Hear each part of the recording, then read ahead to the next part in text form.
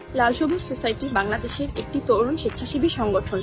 আমরা লাল সবুজ সোসাইটিতে তরুণরা বিভিন্ন বিষয় চর্চার মাধ্যমে ভবিষ্যৎ পৃথিবীকে নেতৃত্ব প্রদানের স্বপ্ন দেখি।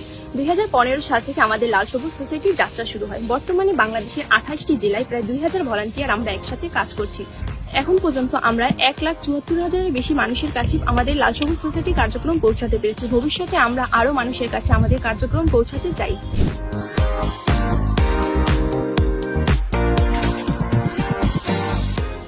আমরা যে এই ক্লিনিং ক্যাম্পেইন করছি, এটার মানে এই না যে আমরা নির্দিষ্ট কোনো স্থান পরিষ্কার করছি। আমরা চাচ্ছি নিজেদের মনকেও পরিষ্কার করতে এবং একটা সুন্দর পৃথিবী গড়ে তুলতে। এই লাল সবুজ সোসাইটি থেকে আমরা এই দায়িত্ববোধটা শিখতে পারছি যে আমাদের পৃথিবীকে এবং আমাদের পরিবেশকে পরিষ্কার রাখা।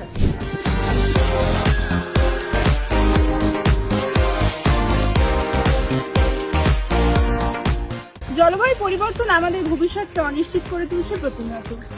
আমরা বাংলাদেশ এর জন্য দায়ী না হয়ে ভুক্তভোগী হচ্ছি প্রতিদিন। তাই এ বিষয়ে সকলকে সোচ্চার করার জন্য, তরুণদের কাছে জলবায়ু পরিবর্তনের ভয়াবহতা সামনে নিয়ে আসার জন্য আমরা কাজ করছি। বিভিন্ন সেশন, সেমিনার এবং ওয়ার্কশপের মাধ্যমে তাদেরকে জলবায়ু পরিবর্তন মোকাবেলায় তারা কিভাবে নিজেদের ভূমিকা রাখতে পারে সেই বিষয়ে কাজ করে চলছি।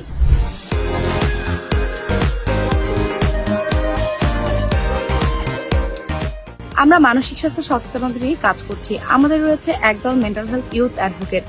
এরা দক্ষতার সাথে কাজ করে যাচ্ছে, মানুষকে শুনছে, মানুষকে বোঝার চেষ্টা করছে। মানুষের শারীরিক স্বাস্থ্য যেমন গুরুত্বপূর্ণ, মানসিক স্বাস্থ্য ঠিক তেমন গুরুত্বপূর্ণ। এই বার্তাটি আমরা মানুষের কাছে পৌঁছানোর চেষ্টা করছি। আমরা যারা ভলান্টিয়ার আছি, আমাদের যদি কোনো সাইকোলজিক্যাল প্রবলেম হয়ে থাকে, সেই সময় বিনামূল্যে লাল সবুজ সোসাইটি আমাদেরকে এই সাইকোলজিক্যাল সাপোর্ট দিয়ে থাকে।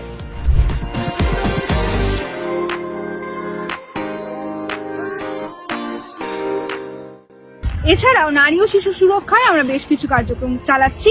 এর মধ্যে আমরা শিশুদের সেফ টাচ, আনসেফ টাচ অর্থাৎ ভালো স্পর্শ এবং খারাপ স্পর্শ কি সে ব্যাপারে জানাচ্ছি তৃণমূল পর্যায়ে গিয়ে।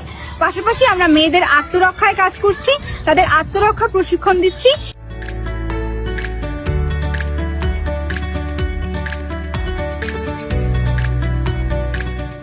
লাল সবুজ সোসাইটিতে বিভিন্ন কার্যক্রমের মাধ্যমে আমরা শিখেছি কিভাবে একটি কাজে নেতৃত্ব দিতে হয়, কিভাবে সবাই একত্রিত হয়ে একটি টিম ওয়ার্ক করতে হয়, কিভাবে একে অপরের সাথে কমিউনিকেট করতে হয়, কোথাও যদি কোনো কনফ্লিক্ট সৃষ্টি হয় সেটি কিভাবে সমাধান করতে হয়।